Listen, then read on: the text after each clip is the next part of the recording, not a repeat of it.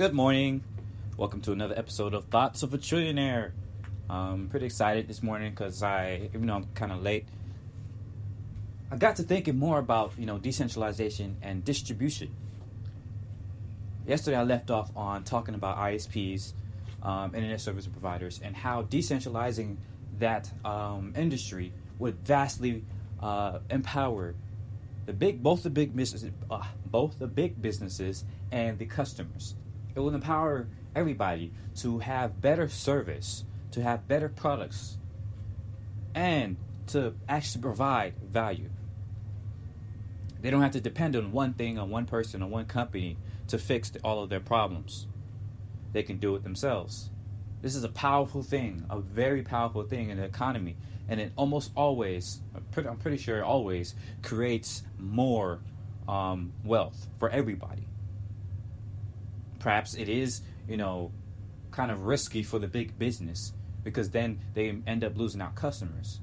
But that's why they have to change the model from not just focusing on one thing, on one mode of revenue, which is going out and doing things for everybody, going out and creating being the sole provider of internet for somebody, but actually providing the tools. Providing the tools. I forgot who said it, but a powerful quote said that the people that get rich, that stay wealthy during the gold rush, are not the ones that go out and mine for gold, but the ones that supply the tools for the gold miners. That is incredibly powerful because we see that now. We see that working now. Look at WordPress. WordPress is decentralized because they don't go out and say, I'm going to make websites for you. They don't say, oh, you want to do this? Here, we'll make it for you. No. They give you the tools to make any type of website you want. And that's all they do. Thus, their model can be one of advertising, can be one of sponsoring, but also more powerfully can be one of supplying tools, of supplying themes, specific themes, designs and effects and features that you would never be able to create your own just because it takes a lot of work. They can sell all of these different things. And then they can even sell, on top of that, they can sell the bandwidth if you want extra things that you won't be able to do yourself or that you don't want to do yourself. They can basically, if you want to outsource something for your website, you can outsource it back to them. But they give you the tools. They don't go in and say, I'm going to build this for you. I'm going to be the sole provider of your website. I'm going to be a sole person you can depend on for your website. But that's what AT&T and Comcast does. That's what a lot of big media does. They say, we're going to be the only one you can get this from. That sounds like it's good because then you don't have to worry about competition. But then you also don't have to worry about innovation. Then you also don't have to worry about service. Then you also don't have to worry about being better because it's not cost effective. That's why that is a failing model and that is bound to be disrupted and destroyed.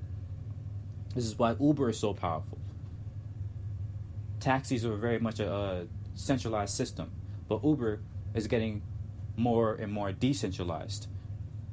Or the whole gig economy is an example of decentralization and distribution going at the same time as a same business model. You can look at Reddit.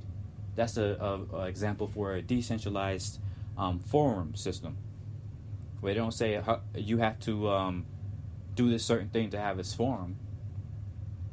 They just supply you the area, the space for you to create any type of forum you want.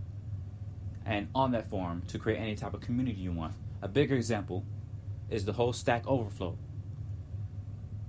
You can have Stack Overflows or whatever it's called for ridiculous amount of topics and areas and subjects.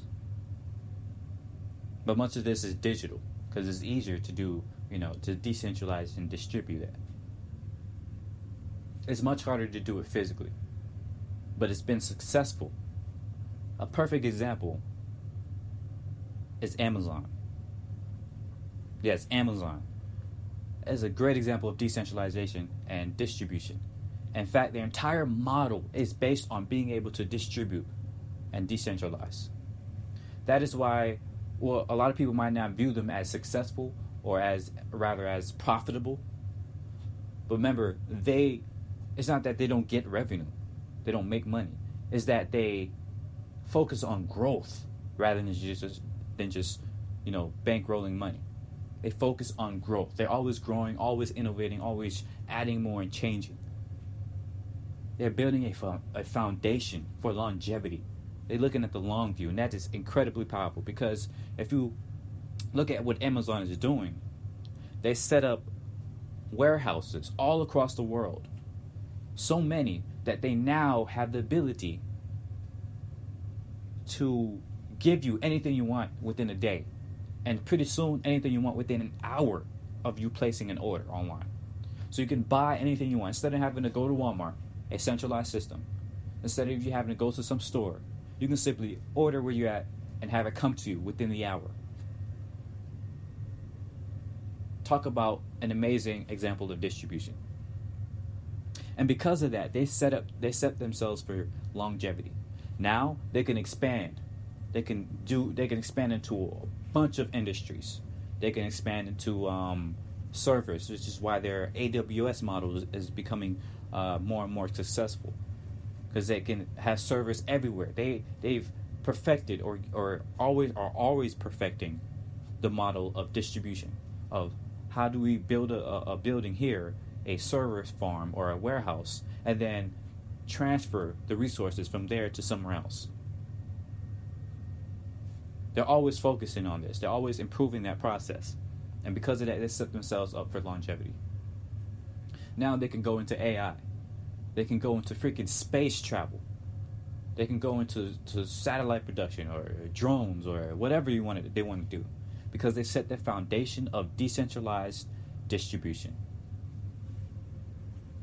Now they empower their customers to do the same, because they don't get all their revenue from ads like Google or Facebook. Most of their revenue is pretty much distributed in and of itself between customers buying and selling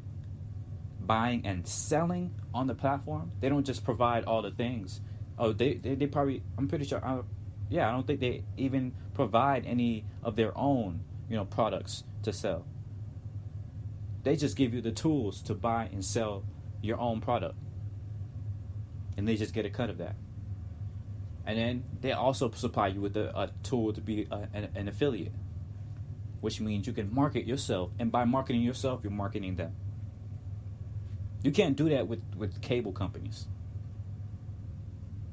You can't market yourself with a cable company, and thus you won't market the daggone cable company because you don't like them in the first place. They don't empower you. Amazon empowers you. And that model is extremely powerful.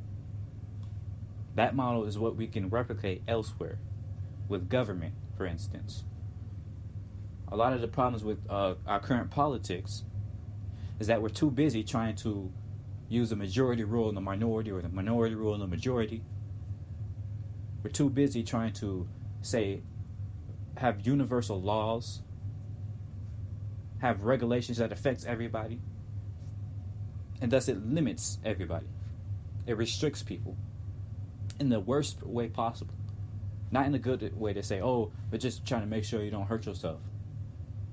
People have to learn how to fall down in order to learn how to get back up.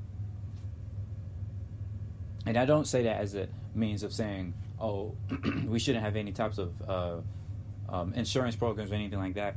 I say that in a way that government shouldn't be there as a all-encompassing authority to handhold people. It shouldn't happen, because for one, it limits people to realize the power that they have, the abilities that they have, and it also encourages the people in power to put in rules that limits people from growth anyways, because they just want to baby them. They just want to flaunt the power. They want more and more power, because that's what centralization is. That's what it does. That's the whole purpose of it, to gain more and more power and to stay in power.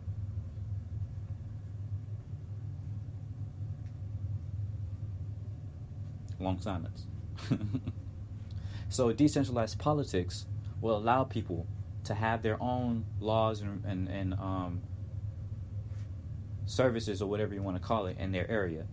But better than that, rather than just working, in little bubbles and little silos, because that's not, helpful for communication. Better than that, you should have a overall, what do you call it? Overall, not necessarily umbrella, but basically look at the model of Amazon.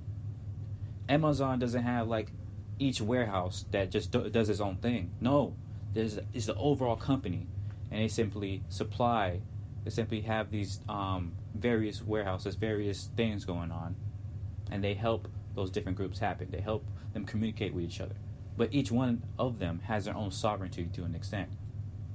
Each one of them can make their own decisions, can make their own failures, can experiment and grow. If we replicate this type of system in the government, then that will mean a specific community, a specific town, city, or state can do their own thing, while at the same time not limiting that of their neighboring or any other type of community. Now you have people that can better communicate with each other and with people that are different than them, because communicating with somebody that's different than you, that's outside of your community, doesn't mean trying to convince them, because you're in your own system. In a centralized government, when you talk to somebody with a varying view, you have this desire, this fear, or this push that makes you think that you have to convince them over to your side, because only one of us can be right in a centralized system. In a decentralized system, you each can be right in your own way. As long as your way doesn't affect them, doesn't oppress them, doesn't suppress them, then we're good. You can do your own thing, I can do my own thing, and we can get along just fine. That's the difference as to why a decentralized system will work better today than ever before in history. Because we have these modes of communication. Because we can communicate with almost anybody, almost instantly, almost anywhere. That's why there's no need for borders. There's no need for pointless regulations. There's no need for hand-holding. There's no need for centralized systems. These tyrannical organizations. Because all it does is limit growth. It limits communication. It limits what you can do. It limits your freedom. And once we realize this, we will empower ourselves and our society to actually do better and be better. Because right now, it's not the move. Just think about that for a while. Pretty much going to end there. I feel like I should write this, turn it into a nice little blog with a bunch of citations and sources and everything, for people that don't believe me. But yes, this is a powerful thing, man. And I can't wait to actually show how and why it works with my own company.